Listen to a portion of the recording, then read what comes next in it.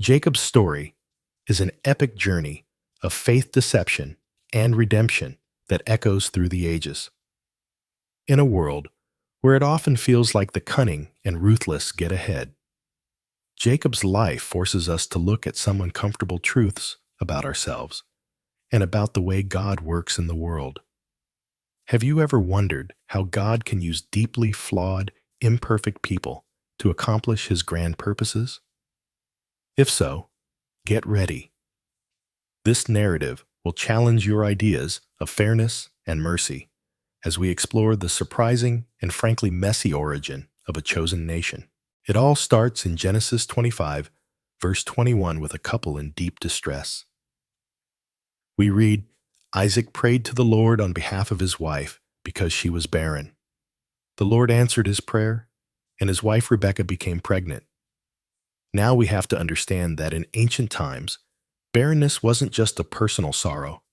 It was seen as a public disgrace, even a curse. And Rebekah carried this heavy burden for 20 long years. Can you just imagine the cycle of hope and despair that must have consumed them? They were the heirs to this incredible promise God made to Abraham, yet they couldn't even have a child. But when God finally answered Isaac's prayer, it wasn't a simple, easy solution. The answer came with its own set of complications. Genesis 25, verses 22 and 23 tell us, the babies jostled each other within her, and she said, "Why is this happening to me?" So she went to inquire of the Lord. And the Lord gives her this stunning prophecy. 2 nations are in your womb, and 2 peoples from within you will be separated. One people will be stronger than the other, and the older will serve the younger. This was a bombshell. Rebekah's difficult pregnancy was a physical sign of the conflict that would define not just her sons' lives, but entire nations. And that last line, the older will serve the younger. This prophecy flipped the entire natural order on its head. In their culture, the firstborn was everything. From inside the womb, God was already signaling that he doesn't play by human rules. Genesis 25, verses 24 to 26, narrates the dramatic birth itself. When the time came for her to give birth, there were twin boys in her womb. The first to come out was red, and his whole body was like a hairy garment. So they named him Esau. After this, his brother came out with his hand grasping Esau's heel. So he was named Jacob. Even their names were prophetic. Esau, the hairy, rugged one.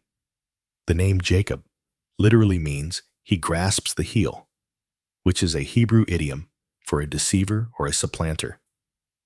The contrast between these two was baked in from the very first moment. As they grew up, their differences only became more obvious. Genesis 25, verses 27 and 28 says, the boys grew up, and Esau became a skillful hunter, a man of the open country, while Jacob was content to stay at home among the tents. Isaac, who had a taste for wild game, loved Esau, but Rebekah loved Jacob. So, you have Esau, the rough-and-tumble outdoorsman, the stereotypical man's man of his time. And then you have Jacob, the quiet domestic type, who preferred to stay home. This personality clash led directly to a rift in the family, with each parent picking a favorite. Isaac favored Esau, the son, who brought him his favorite food, while Rebekah favored Jacob. This parental favoritism wasn't just a small issue. It planted poisonous seeds of discord that would eventually tear their family apart. It's a timeless warning about the damage that happens when we treat our children unequally. The first major turning point in their relationship comes from what seems like a minor incident, but it has massive consequences. Genesis 25, verses 29 to 34 tells the story. One day Jacob is cooking a stew, and Esau comes in from the field absolutely starving. He says to Jacob, "Quick, let me have some of that red stew, I'm famished." This is actually where he gets the nickname Edom, which means red. And Jacob, seeing his chance, replies, First sell me your birthright. Esau's response is so telling. Look, I am about to die, he says. What good is the birthright to me? Now, was he really about to die? Of course not. It's pure drama and hyperbole. He's completely driven by his immediate physical appetite. He can't see past his rumbling stomach. But Jacob is cold and calculating. He presses his advantage, swear to me first.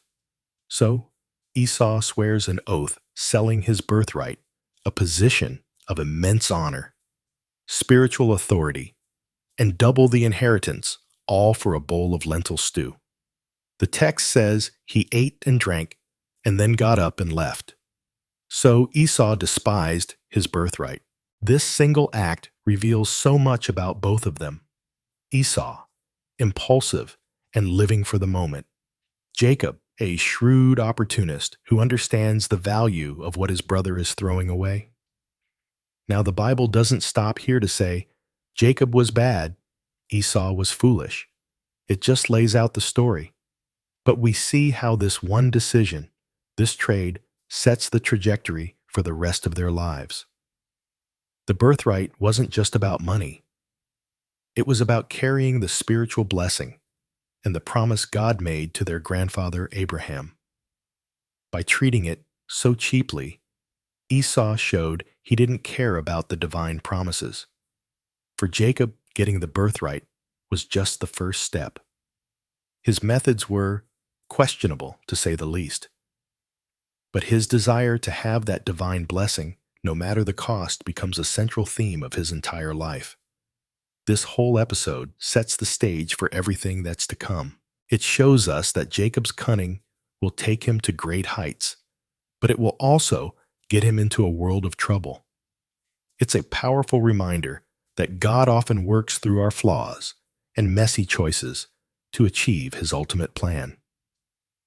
Now, we jump forward in time to Genesis chapter 27, and the family drama is about to escalate dramatically.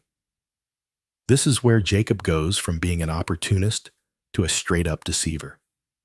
The scene opens with Isaac. He's old, and his eyes are so bad, he's almost completely blind. He calls for his favorite son Esau and says, "My son, I am now an old man and don't know the day of my death. Now then, get your weapons, your quiver and bow, and go out to the open country to hunt some wild game for me. Prepare me the kind of tasty food I like and bring it to me to eat, so that I may give you my blessing before I die." There's a real sense of urgency here.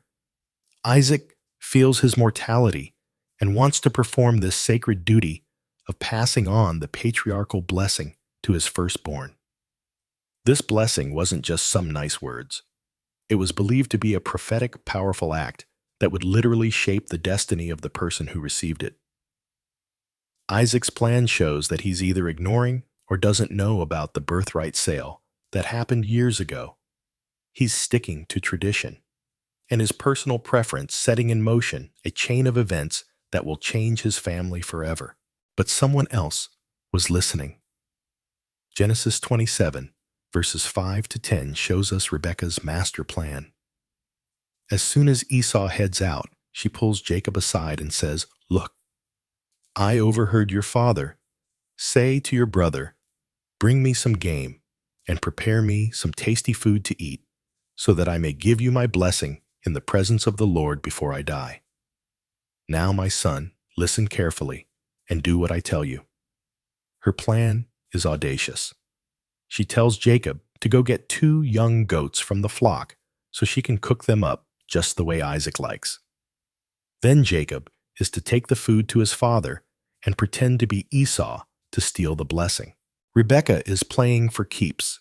Her motives are a complex cocktail. She wants to see God's prophecy fulfilled that the older would serve the younger, but she's also just playing favorites. She clearly believes Jacob is the better man to lead the family, and she's willing to orchestrate a massive deception to make it happen. The stew is just the beginning.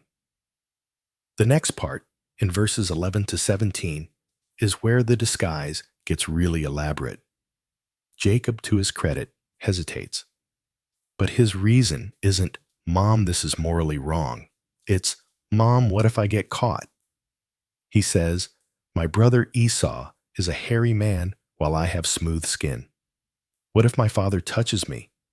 I would appear to be a trickster and would bring down a curse on myself rather than a blessing." Rebekah's response is chillingly determined. "My son," she says, "let the curse fall on me. Just do what I say." She takes full responsibility, pushing past his fear. So Jacob gets the goats, and Rebekah cooks the meal. Then she takes Esau's best clothes, which would have smelled like him, the smell of the outdoors, and puts them on Jacob. And for the final touch, she covers his smooth hands and the back of his neck with the goatskins to mimic Esau's hairiness. Then she hands him the delicious food and bread. The confrontation with Isaac in verses 18 to 29 is pure tension. Jacob walks in and says, "My father." And Isaac, suspicious, asks, "Who is it? Which of my sons are you?" Jacob lies through his teeth. "I am Esau, your firstborn. I have done as you told me." Isaac is still not convinced. He asks, "How did you find it so quickly?" "My son." Jacob's response is shocking. He brings God into his lie, saying, "The Lord your God gave me success." Isaac, still full of doubt, says, "Come near so I can touch you, my son, to know whether you really are my son Esau or not." This is the moment of truth. Jacob goes near, and Isaac touches him. The old man is completely conflicted. He says one of the most famous lines in Genesis, "The voice is the voice of Jacob, but the hands are the hands of Esau." His ears tell him one thing, but his hands tell him another. Tragically, he trusts his sense of touch over his hearing and goes ahead with the blessing. He smells the clothes and says, "Ah, the smell of my son is like the smell of a field that the Lord has blessed."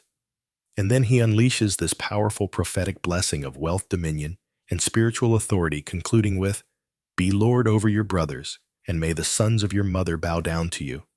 May those who curse you be cursed, and those who bless you be blessed." The prophecy is now seemingly fulfilled through an act of blatant deception. The fallout is immediate and heartbreaking. As soon as Jacob leaves, Esau comes in from the hunt. He prepares the food, brings it to his father, and says, "My father, sit up and eat some of my game so that you may give me your blessing." The text says Isaac trembled violently. He realizes what's happened. "Who was it then?" he gasps. "Who hunted game and brought it to me? I ate it just before you came, and I blessed him, and indeed he will be blessed."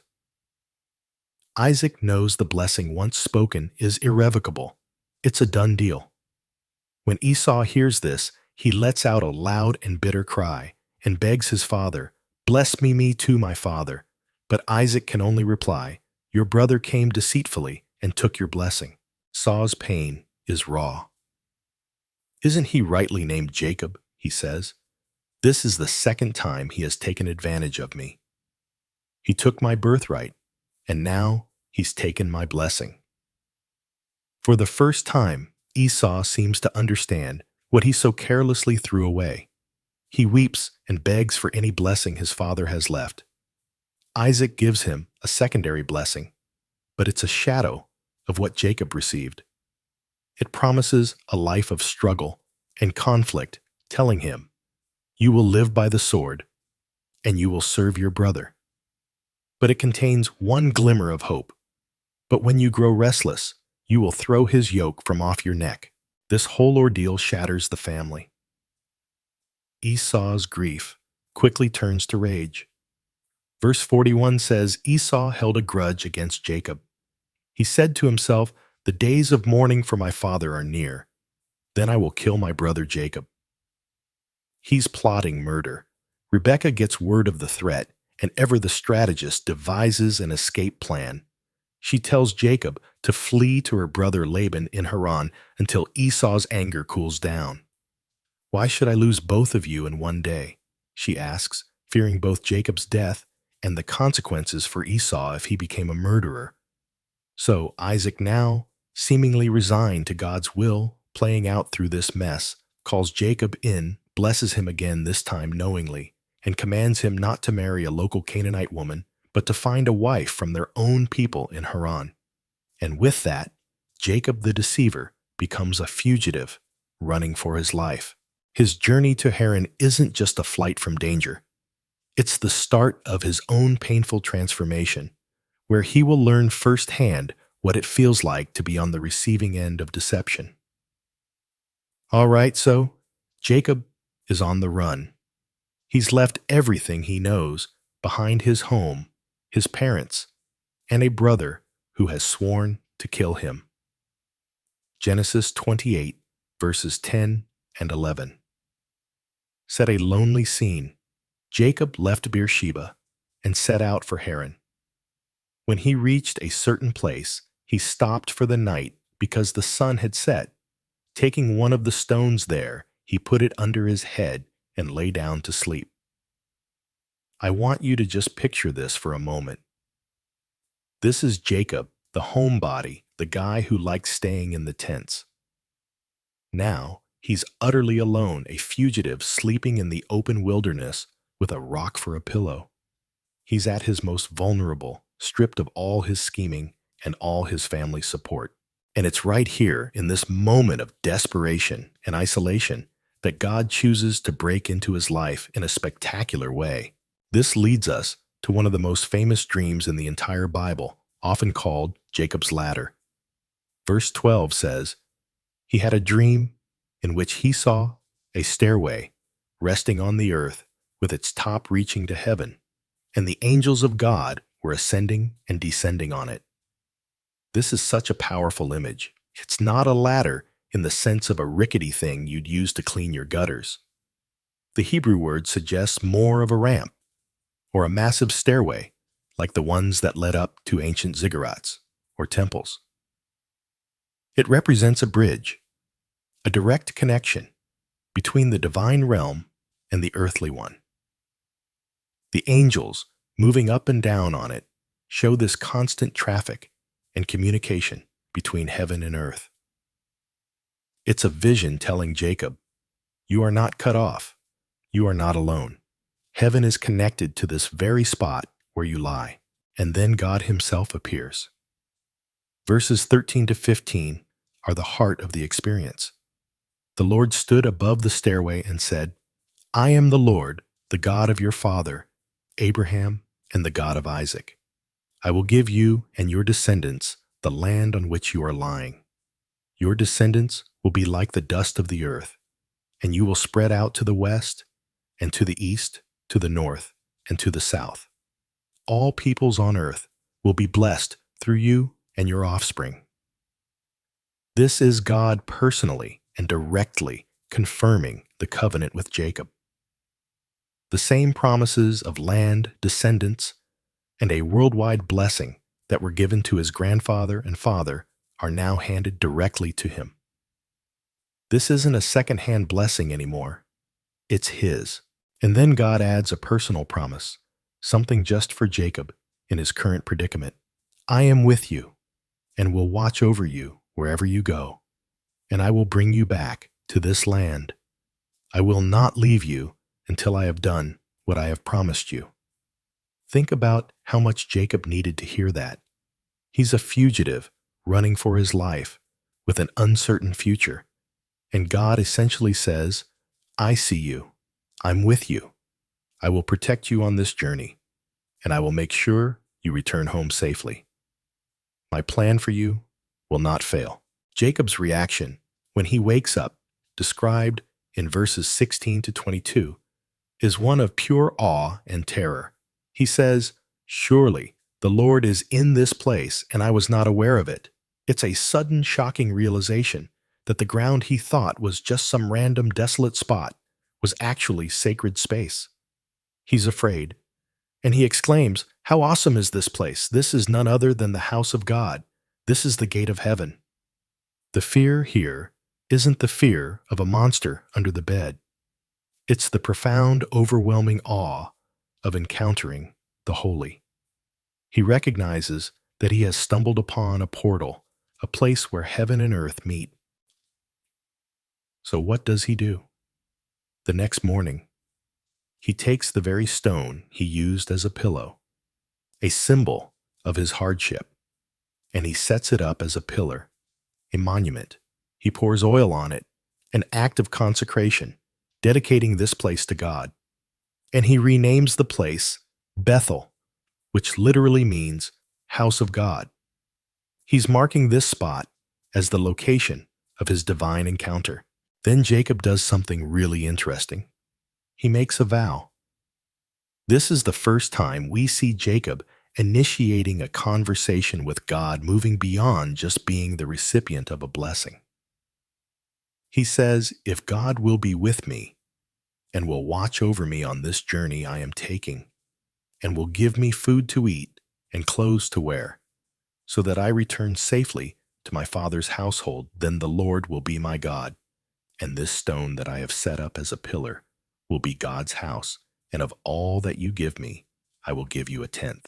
This vow shows us Jacob's character. It's a bit of a negotiation, isn't it? It's conditional. If you do all this for me, then you will be my God.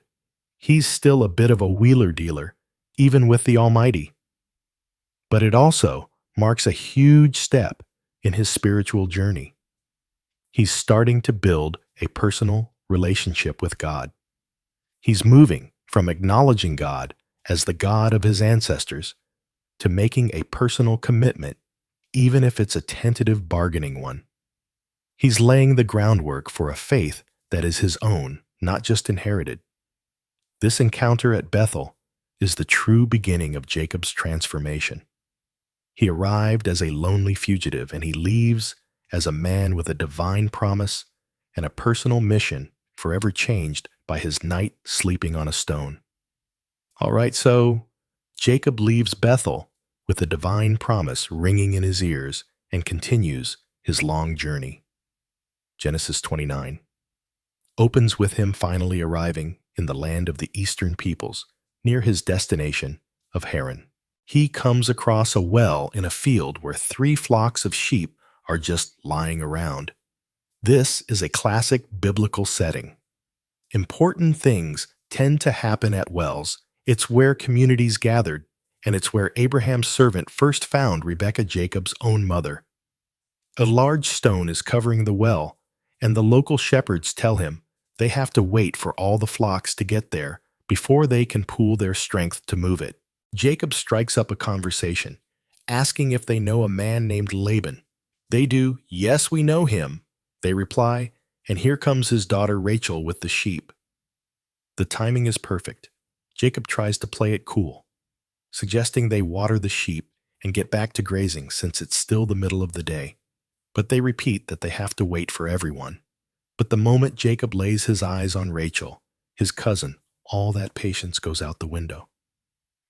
The text says as soon as Jacob saw Rachel, he went over and rolled the stone away from the well's mouth and watered his uncle's sheep.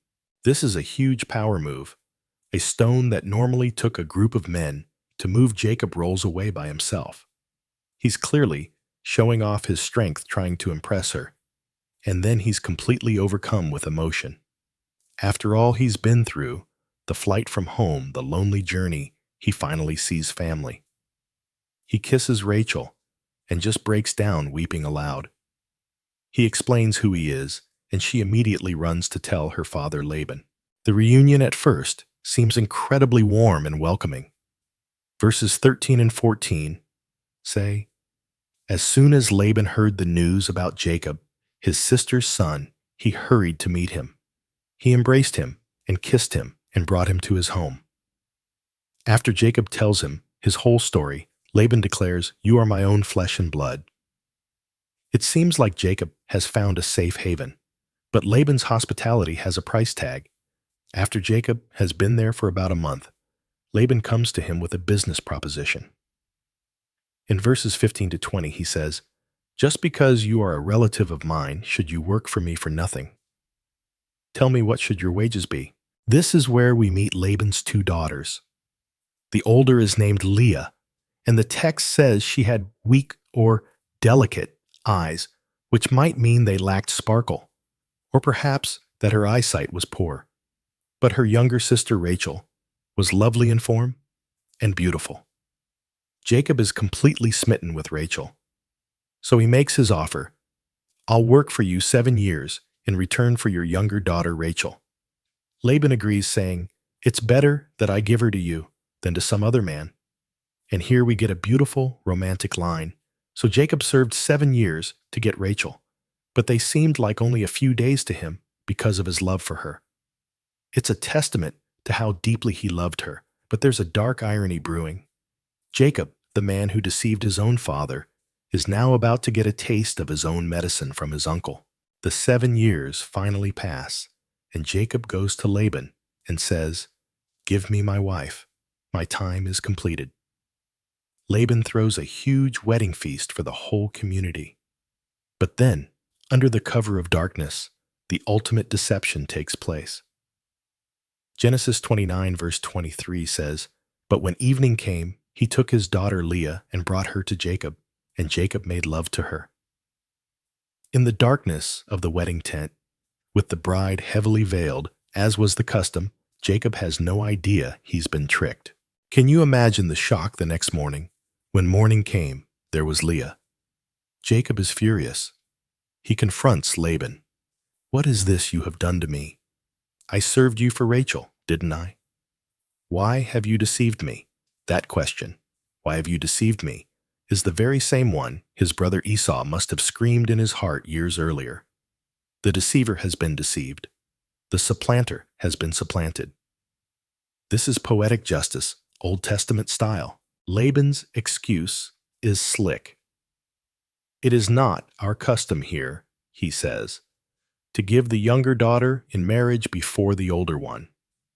Basically, that's not how we do things around here.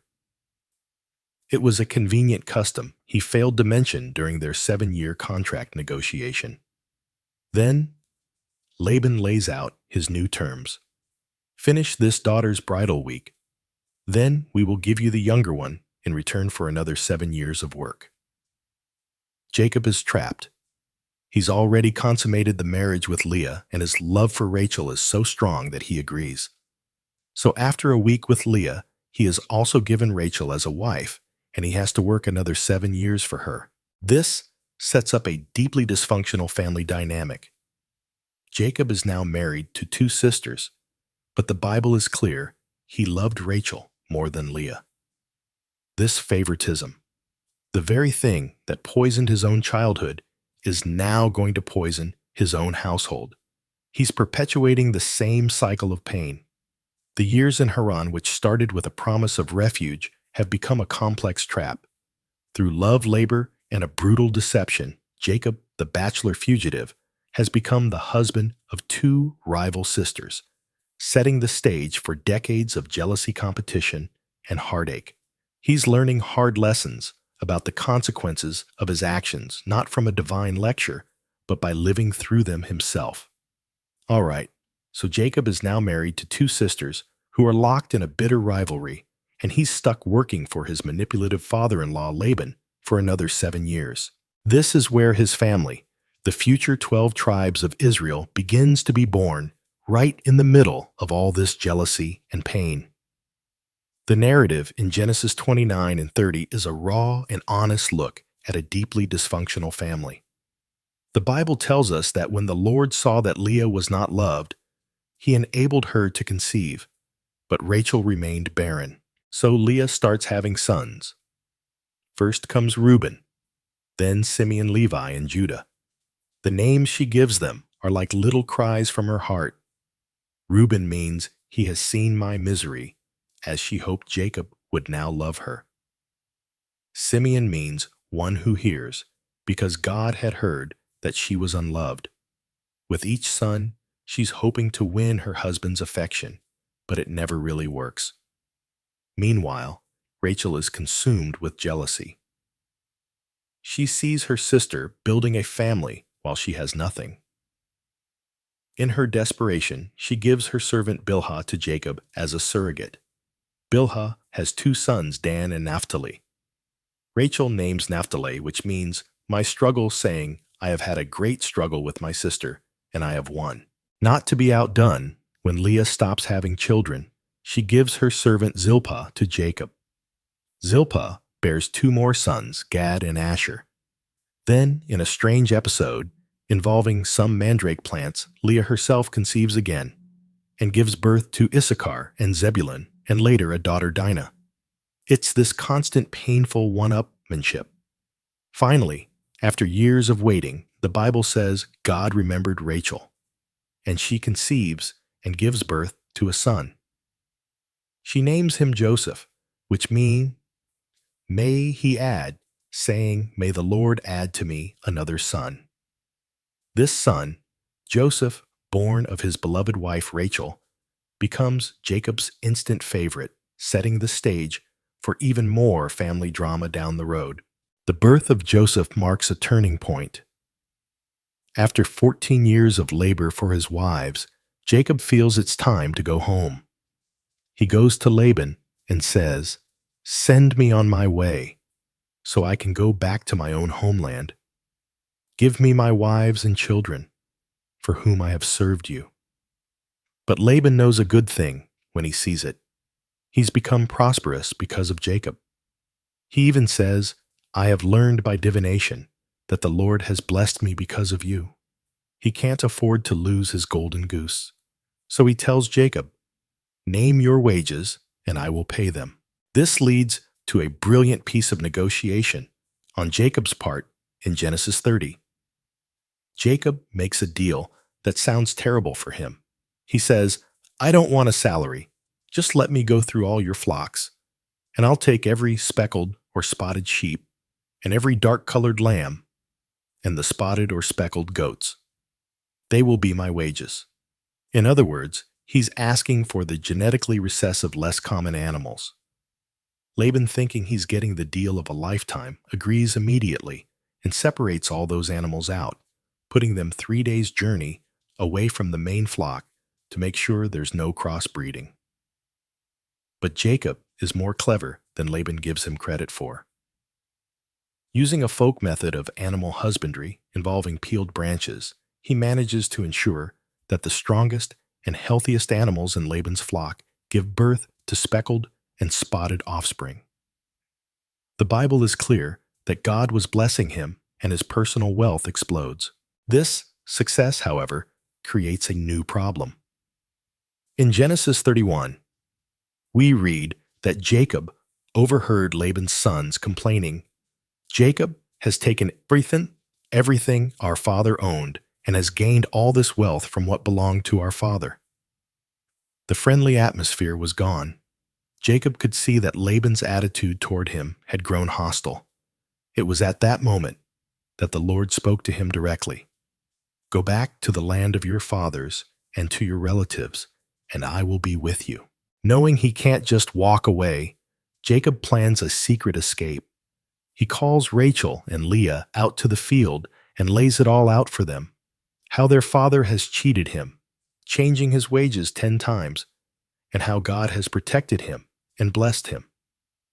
To their credit, his wives side with him, completely acknowledging that their father has treated them like foreigners and spent their inheritance. So, while Laban is away shearing his sheep, a time of celebration that would distract him, Jacob puts his family on camels, gathers all his livestock and possessions, and flees. In a final mysterious act, Rachel steals her father's household gods, small idols, or teraphim. The reason is debated, maybe as a way to claim the inheritance, or perhaps she still held on to some of her family's pagan beliefs. 3 days later, Laban gets the news and is furious. He gathers his relatives and pursues Jacob for 7 days, finally catching up to him in the hill country of Gilead. But the night before the confrontation, God intervenes. He appears to Laban in a dream and gives him a stern warning. Be careful not to say anything to Jacob, either good or bad. This divine restraining order sets the tone for their meeting. The confrontation is incredibly tense. Laban accuses Jacob of sneaking away and of stealing his gods. Jacob, who has no idea what Rachel did, is outraged by the accusation. He declares, "If you find anyone who has your gods, they shall not live." He lets Laban search the entire camp. When Laban gets to Rachel's tent, she has put the idols in her camel's saddle and is sitting on them. She cleverly tells her father, "Don't be angry, my lord, that I cannot stand up in your presence. I'm having my period." Laban doesn't dare ask her to move, and his search comes up empty. This is when 20 years of frustration boil over for Jacob. He lets Laban have it in a fiery speech, detailing all the years of hard labor, the sleepless nights, the cheating, and the mistreatment. "If the God of my father, the God of Abraham, and the fear of Isaac had not been with me," he says, "you would surely have sent me away empty-handed. But God has seen my hardship and the toil of my hands, and last night he rebuked you." After this outburst, they both know it's over. They make a covenant, a peace treaty. They pile up stones as a witness between them, a boundary they swear not to cross with ill intent. Laban calls it Jagar Sahadutha in his language, and Jacob calls it Galid in Hebrew, both meaning heap of witness. The next morning, Laban kisses his daughters and grandchildren goodbye and returns home. Massive 20-year chapter of Jacob's life is closed.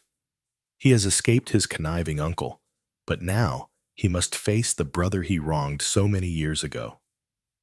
All right, the 20-year saga with Laban is finally over. Jacob has left Haran no longer a young fugitive, but the patriarch of a huge family with immense wealth and livestock. But as one conflict ends, an even older, more terrifying one looms ahead facing Esau. As Jacob travels, Genesis 32 tells us, the angels of God met him. He recognizes this divine escort and names the place Mahanaim, meaning two camps, likely referring to his camp and God's heavenly camp. It's a brief but powerful reminder that even as he walks toward his greatest fear, God's protection is with him. He's going to need it.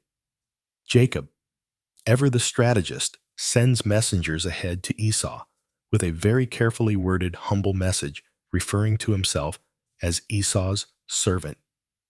He's trying to gauge the situation. But the messengers return with terrifying news. Esau is coming to meet you, and 400 men are with him. 400 men. That is not a welcome party. That's a small army. The Bible says Jacob was in great fear and distress. The terror that he's been running from for 2 decades is now marching toward him.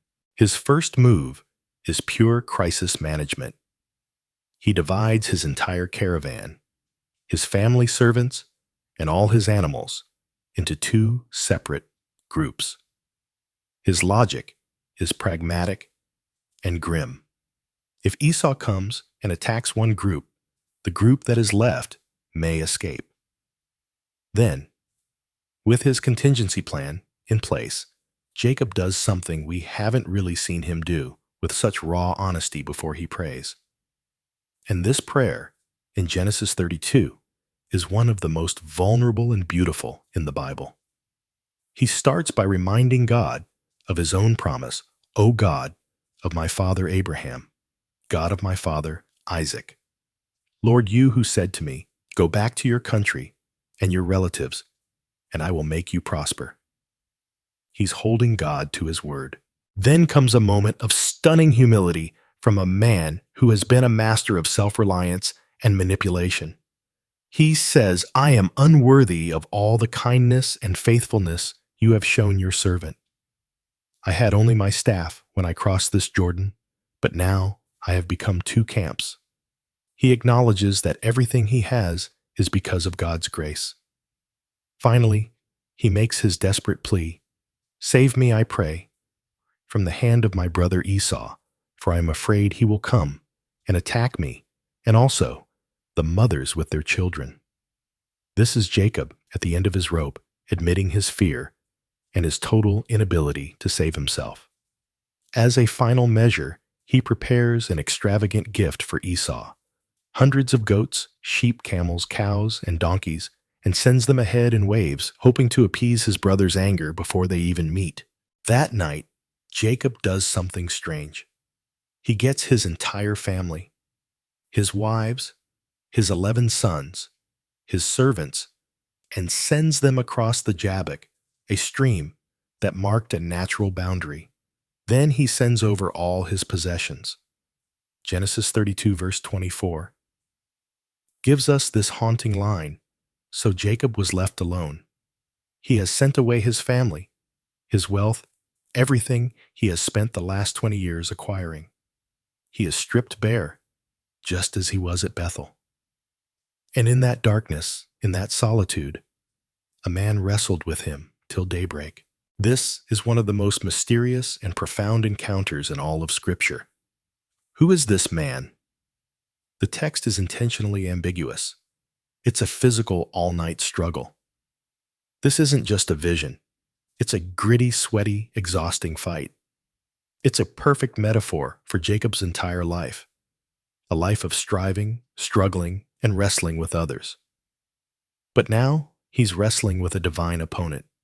The fight goes on for hours, and the man sees that he can't overpower Jacob through sheer strength. So he does something decisive. He touches the socket of Jacob's hip, and it's instantly wrenched out of place. Jacob is now seriously injured. As dawn approaches, the man says, "Let me go, for it is daybreak." But Jacob, clinging to him in pain, utters his most famous line of defiance and faith, "I will not let you go unless you bless me." This is the essence of Jacob. Even in his moment of greatest weakness, crippled and defeated, he hangs on, demanding a blessing. He has spent his whole life scheming and fighting for blessings, and he's not about to stop now, even when face to face with God. The man then asks a crucial question. "What is your name?" He knows his name, of course. This is for Jacob's benefit.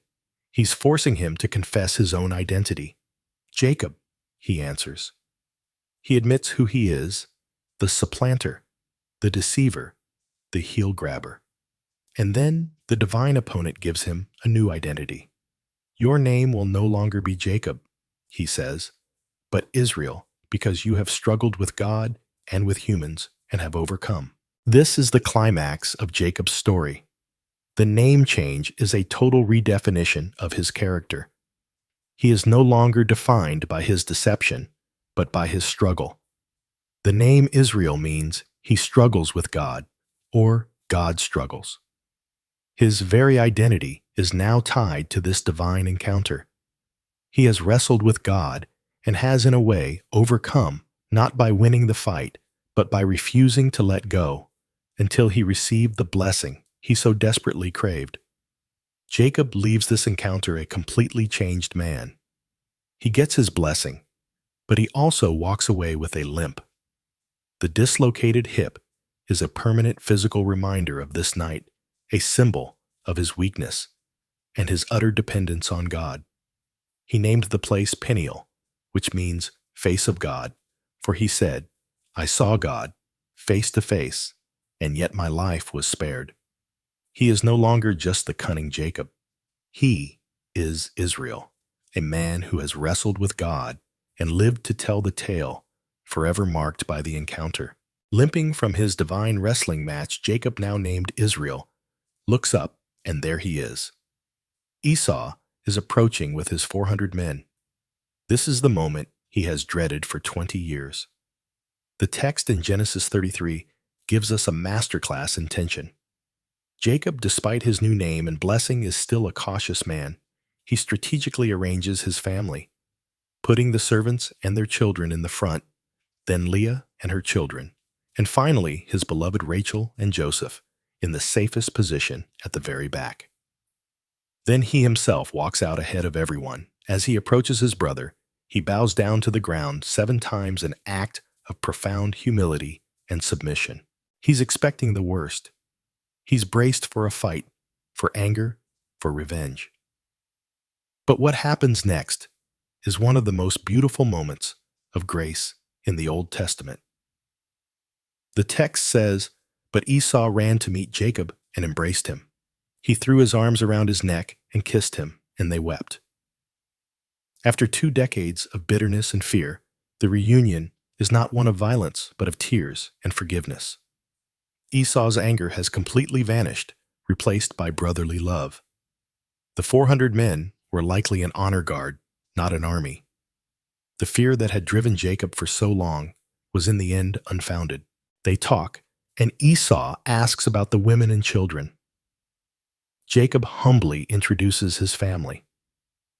When Esau sees the massive gift of livestock Jacob had sent ahead, he initially refuses it, saying, "I already have plenty, my brother." But Jacob insists, "Please, if I have found favor in your eyes, accept this gift from me. For to see your face is like seeing the face of God now that you have received me favorably." By accepting the gift, Esau would be formally signaling that the conflict was over and peace was restored. Esau finally agrees, and with that, the wound that had split the family for a generation is finally healed. The brothers part ways as friends. Esau heads back to his territory in Seir, and Jacob wisely perhaps doesn't travel with him.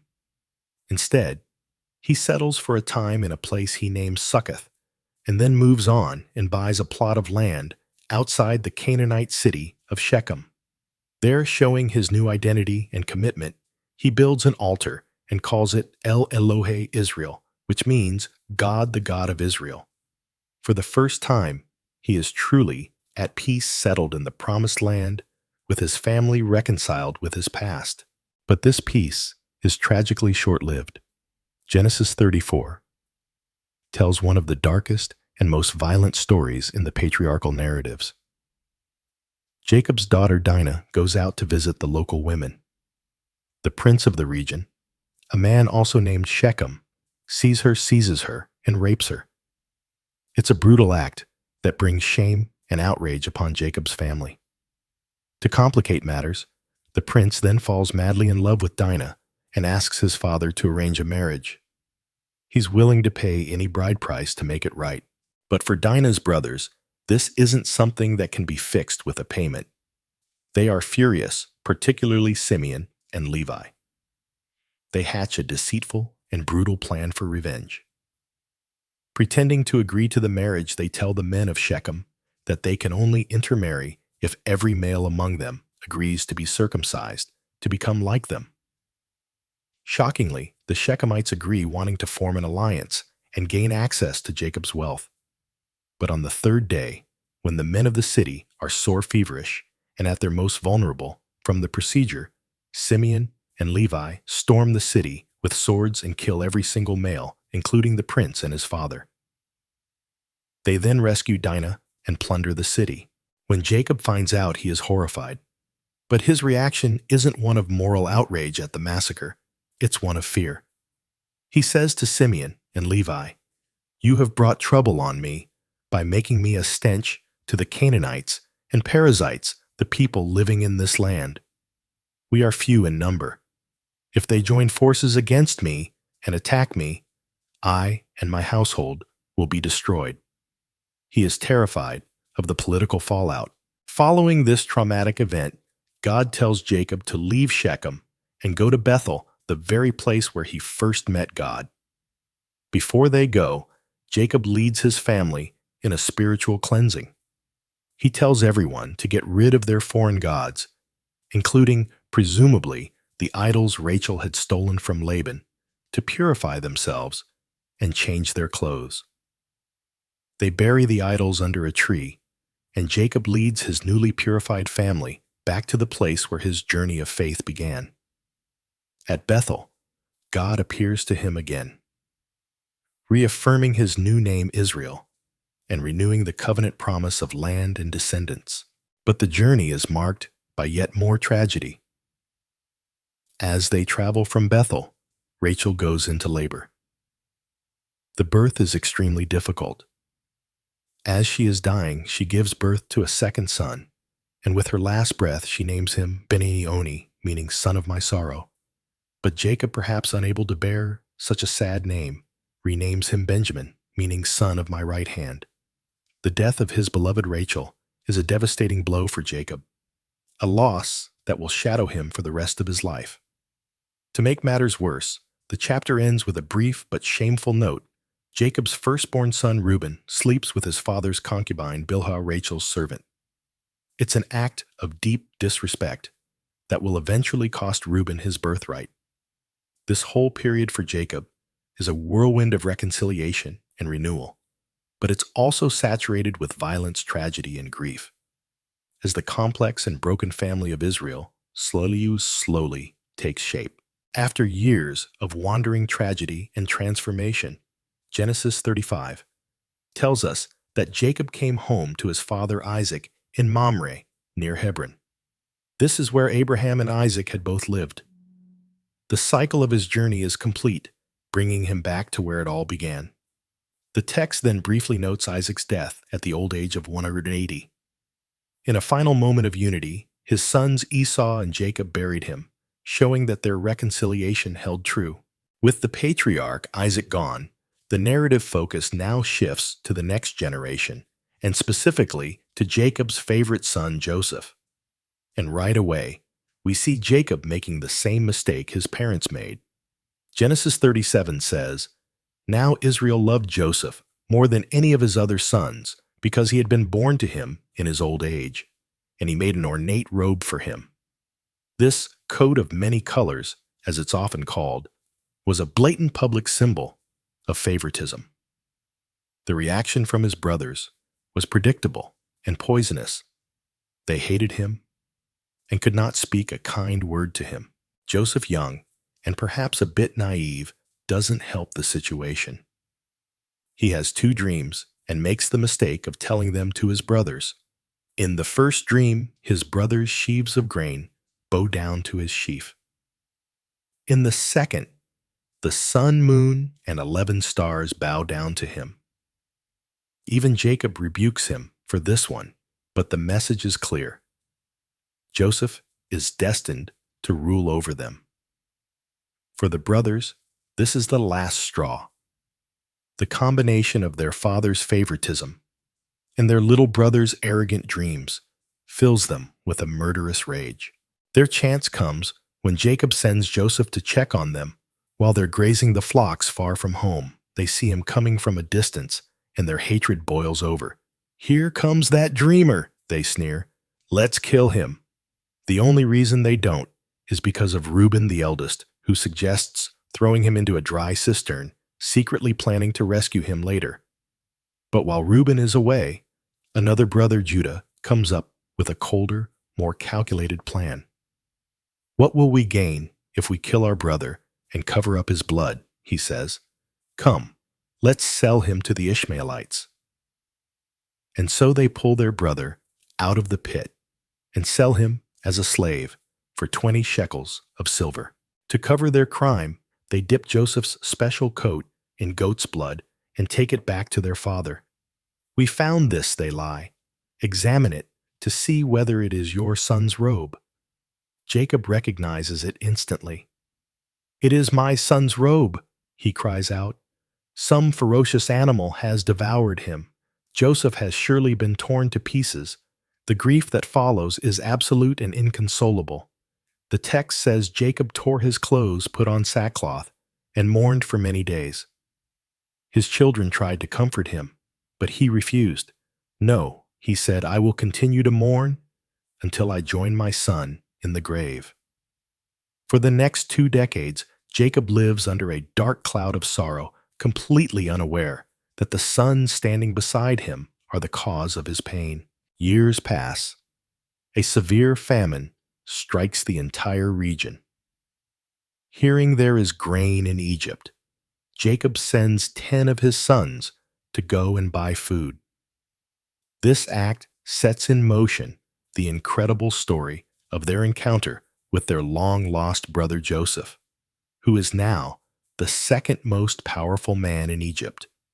After their first trip, they return home without Simeon, who is being held hostage, and with a shocking demand they must bring their youngest brother Benjamin back with them to prove they aren't spies. For Jacob, this is an unthinkable request.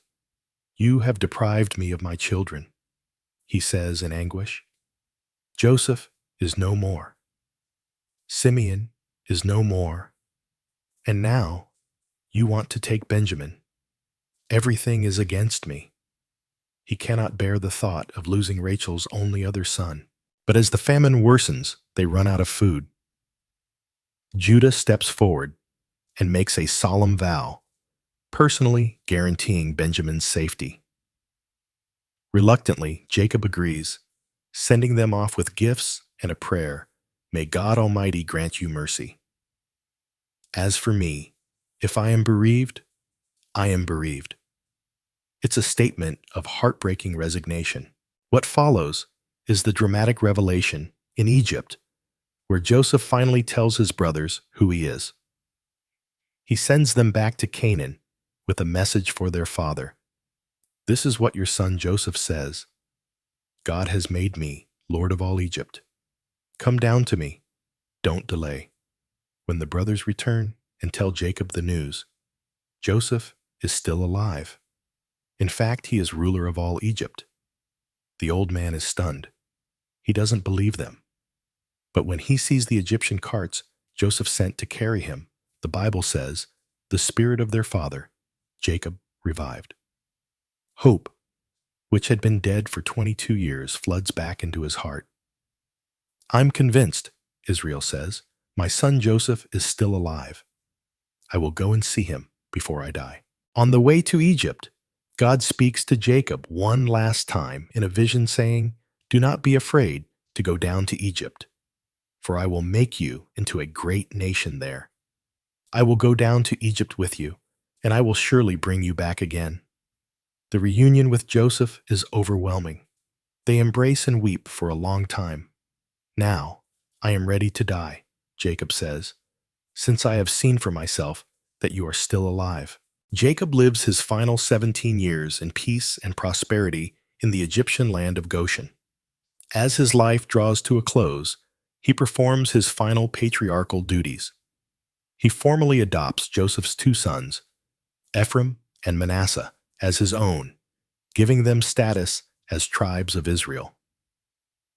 In a move that mirrors his own story, he deliberately crosses his hands to give the greater blessing to the younger son, Ephraim.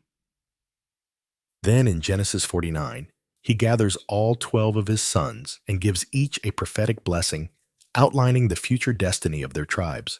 His final instruction is clear. "I am about to be gathered to my people.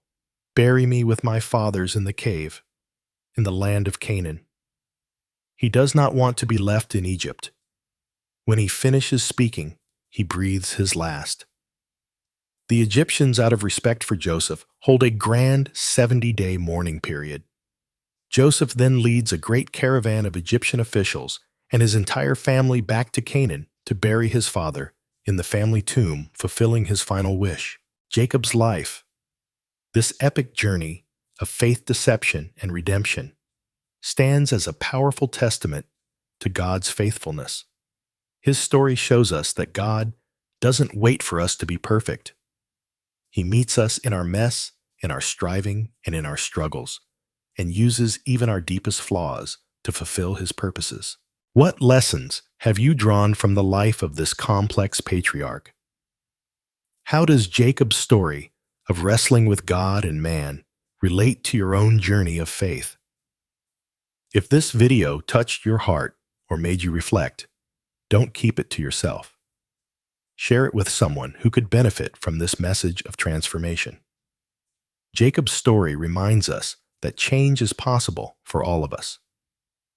Did you enjoy this content?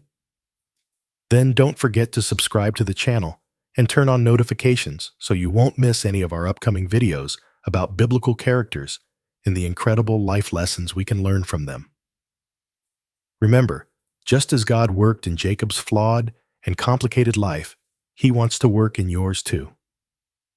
See you in the next video.